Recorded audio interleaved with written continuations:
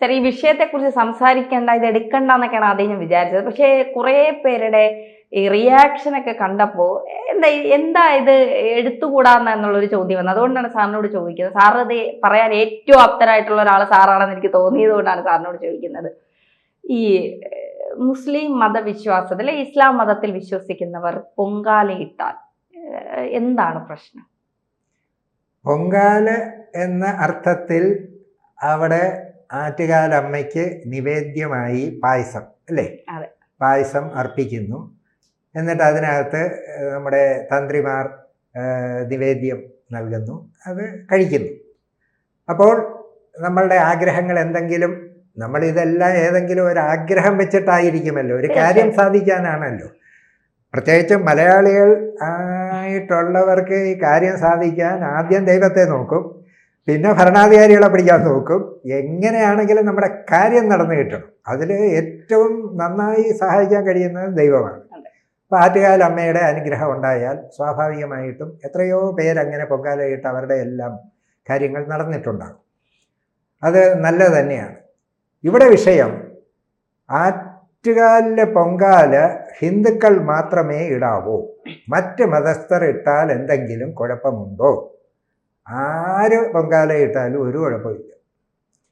മനുഷ്യ വിഭാഗത്തിൽപ്പെട്ട ഏത് മതത്തിൽ വിശ്വസിച്ചാലും വിശ്വസിച്ചില്ലെങ്കിലും, ഇനി അങ്ങനെയുണ്ട്, ഒരു മതത്തിലും വിശ്വാസമില്ലാത്ത കുറേ പേര് നമ്മുടെ നാട്ടിലില്ലേ. അപ്പം മതവിശ്വാസം ഉണ്ടെങ്കിൽ മിനിമം ആ മതക്കാരെങ്കിലും അയാളെ കൂടെ സപ്പോർട്ട് ചെയ്യാൻ കാണും. ഒരു മതവും ഇല്ലാത്ത ഒരാൾ വന്നാണ് ഈ പൊങ്കാല ഇടുന്നെങ്കിൽ അയാളെ സപ്പോർട്ട് ചെയ്യാൻ ആര് കാണും? ഒരു മതവും കാണത്തില്ല. അപ്പം മതം എന്നുള്ളൊരു വാക്ക് തന്നെ ഇവിടെ അപ്രസക്തമാണ്. വിശ്വാസങ്ങളാണ്. ആ വിശ്വാസം ഓരോരുത്തർക്കും അവരവരുടെ വിശ്വാസത്തിനനുസരിച്ച് ദൈവത്തെ കാണാം. ഇപ്പോൾ ദൈവം എന്ന് പറയുന്നത് ശരിക്കും പറഞ്ഞാൽ അരൂപിയാണ്. ആ അരൂപിയായി ഒന്നുമില്ലാതെ തന്നെ നമ്മൾക്ക് ദൈവത്തെ കണ്ടെത്താം. ഇപ്പം ഇസ്ലാം സമുദായത്തിൽ അങ്ങനെയാണ്. ദൈവം എന്താണെന്ന് ഓരോരുത്തർക്കും അവരവരുടെ യുക്തിക്കനുസരിച്ച് ദൈവത്തിൻ്റെ പടം വരയ്ക്കാം. ഇപ്പം എൻ്റെ അടുക്ക് ദൈവത്തിൻ്റെ, അള്ളാഹുവിൻ്റെ ഒരു പടം വരയ്ക്കാൻ പറഞ്ഞാൽ എനിക്ക് തോന്നിയതുപോലെ വരയ്ക്കാം, മറ്റൊരു മുസൽമാൻ അതുപോലെ വരയ്ക്കാം. ഇനി നമ്മൾക്ക് മറ്റ് ആദ്യകാല മതങ്ങളാണ് ഹൈന്ദവ മതങ്ങൾ. ആ കാലഘട്ടത്തിലൊക്കെ ഈ സമൂഹം വളരുന്നതനുസരിച്ചാണ് മതങ്ങളിലെ ആചാരങ്ങളും മാറുന്നത്. 5000 വർഷത്തിൽ കൂടുതൽ പാരമ്പര്യം ഹിന്ദു മതത്തിനുണ്ട്. ഹിന്ദു ഒരു മതം എന്ന് പോലും പറയുന്നില്ല, അതൊരു ധർമ്മമാണ്, ഒരു സംസ്കാരം, ഒരു സനാതന ധർമ്മം ആണ്. അവിടെ മനുഷ്യനതീതമായി ശക്തിയുണ്ട്, ദൈവമുണ്ട്. ആ ദൈവത്തിനെ ആരാധിക്കുന്ന, ദൈവത്തിൻ്റെ ഇഷ്ട മാലാഖമാരെന്നൊക്കെ പറയുന്ന പോലെ ദേവന്മാരുണ്ട്, ദേവതകളുണ്ട്. ആരെ വേണമെങ്കിലും നമ്മൾക്ക് ആരാധിക്കാം. ഇപ്പം സ്വാഭാവികമായിട്ടും അന്ന് ചാതുർവർണ്ണ്യം പോലെയൊക്കെയുള്ള സമയങ്ങളിൽ അതാത് ജാതി വ്യവസ്ഥയിൽ അവർക്കും ദൈവങ്ങളുണ്ട്. അപ്പം അത് അവരുടെ ഇഷ്ടത്തിനനുസരിച്ചാണ് അവരെ ആരാധിക്കുന്നത്.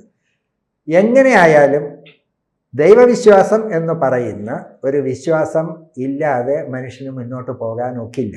അവിടെ എൻ്റെ ഒരു ഇത്, ദൈവവിശ്വാസം ഉണ്ടായിട്ട് നമ്മുടെ നാട്ടിൻ്റെ പോക്ക് എന്താണെന്ന് നമുക്കറിയാം. അപ്പം പിന്നെ ദൈവവിശ്വാസം കൂടി നാളെ ഒരു ഉത്തരം ഇറങ്ങുകയാണ്. ഇനി മുതൽ, ഇന്ന് അർദ്ധരാത്രി 12 മണി മുതൽ ഒരു മതത്തിലേക്ക് ഒരു ദൈവം ഉണ്ടായിരിക്കുന്നതല്ല എന്നൊരു ഉത്തരം ഇറങ്ങിയാൽ എന്തായിരിക്കും സ്ഥിതി? ഇപ്പോൾ വളരെ ഭയഭക്തി ബഹുമാനത്തോടെ മറ്റുള്ളവരെ കാണുകയും ഒക്കെ ചെയ്യുന്നവർ പോലും ഏറ്റവും കിരാതന്മാരായി മാറും. സർ, ഇതിന്റെ കൂടെ ഒരു ചോദ്യം ചോദിക്കാനുള്ളത്, ഈ നമ്മുടെ ജോസഫ് മാഷ് ഒരു ക്വസ്റ്റ്യൻ പേപ്പറിൽ മുഹമ്മദ് എന്ന പേര് പറഞ്ഞു എന്നതിന്റെ പേരിലാണ് അദ്ദേഹത്തിന്റെ കൈവെട്ടിയത്. പിന്നീട് അദ്ദേഹത്തിന്റെ കുടുംബമൊക്കെ വളരെ ഒരു മോശമായ രീതിയിലൊക്കെ പോകുന്നത്, അദ്ദേഹത്തിന്റെ ജീവിതമൊക്കെ പോകുന്നത് നമ്മളിപ്പോഴും ജീവിച്ചിരിക്കുന്ന ഒരു രക്തസാക്ഷി എന്ന് തന്നെ വേണമെങ്കിൽ അദ്ദേഹത്തെ പറയാം. അപ്പൊ അത്തരത്തിൽ ഈ തീവ്ര ഹിന്ദുത്വമുണ്ട്, തീവ്ര ഇസ്ലാമിസ്റ്റുകളുമുണ്ട്. തീവ്ര ക്രിസ്ത്യാനികൾ ഉണ്ടോ എന്നുള്ളത് ഞാൻ ഇതുവരെ കണ്ടിട്ടില്ല, എനിക്കറിയില്ല. ഉണ്ടാകും, തീവ്ര ക്രിസ്ത്യൻസും ഉണ്ടാകും. പക്ഷെ പറഞ്ഞു വരുമ്പോൾ ഈ തീവ്ര ഹിന്ദുവും തീവ്ര ഇസ്ലാമിസ്റ്റും ഇവർ രണ്ടുപേരും മതത്തിനപ്പുറം ഒന്നും ഇല്ല എന്ന് പറഞ്ഞ് ജീവിക്കുന്നവരാണ്. ഇത് മതത്തിൽ നിന്ന് പോകുന്നവരെല്ലാം നമ്മുടെ ശത്രുക്കളാണ് എന്ന് ചിന്തിക്കുന്നത്. കാരണം അത്തരത്തിൽ ഈ ജോസഫ് മാഷിന്റെ കൈയൊക്കെ വെട്ടിയവർ ഇപ്പോഴും ഉള്ളിടത്ത് ഈ റെനീഷ എന്ന് പറയുന്ന പെൺകുട്ടി ആ മതത്തിൽ വിശ്വസിച്ചുകൊണ്ടിരിക്കുമ്പോൾ തന്നെ മറ്റൊരു മതത്തിന്റെ ആചാരവുമായി മുന്നോട്ട് പോകുന്നു. അപ്പൊ ആ കുട്ടിയുടെ ഒരു ഭാവി അല്ലെങ്കിൽ അതിന്റെ ഒരു ജീവൻ എങ്ങനെയാ, എന്തെങ്കിലും ബുദ്ധിമുട്ടുണ്ടാകാൻ സാഹചര്യം ഉണ്ടോ? ഒരു ബുദ്ധിമുട്ടും ഉണ്ടാവാൻ ഞാൻ ഒരു സാധ്യതയും കാണുന്നില്ല. ഇനി ഏറ്റവും വലിയ വിഷയം എന്താ, ഒരാൾ ഇങ്ങനെ പോയാൽ ആ മതത്തിനാകെ കൂടി ചെയ്യാവുന്ന എന്തുവാ, ഈ ആളിനെ പുറത്താക്കാം. അതിനപ്പുറം ഒന്നും ചെയ്യാനൊക്കെ ഇല്ലല്ലോ. പക്ഷെ അയാളെ വിശ്വാസങ്ങളിൽ നിന്ന് അയാളെ പുറത്താക്കാൻ കഴിയില്ല. അതെങ്ങനെ പറ്റും? ഇവിടെ നമ്മൾക്ക് പണ്ട് അതിനൊക്കെ നമ്മൾക്ക് മാർഗദർശനം തരുന്നത് ഏകലവ്യനാണ്. ഏകലവ്യന്റെ ഗുരു ആരായിരുന്നു? ദ്രോണാചാര്യ. ദ്രോണാചാര്യരുടെ മുന്നിൽ ദൃഷ്ടിയിൽ ചെന്നുപെടാൻ ഏകലവ്യന് കഴിയുമായില്ല. അപ്പൊ ഏകലവ്യൻ പറഞ്ഞ എന്താ, ഞാൻ ദ്രോണാചാര്യരെ മനസ്സിൽ ധ്യാനിച്ച എൻ്റെ ഗുരുവായി. ആ ഗുരുദക്ഷിണ ചോദിച്ചോണ്ടേ പെരുവരൽ കൊടുത്ത പാരമ്പര്യമുള്ള ഭാരതമാണ് ഇവിടെ.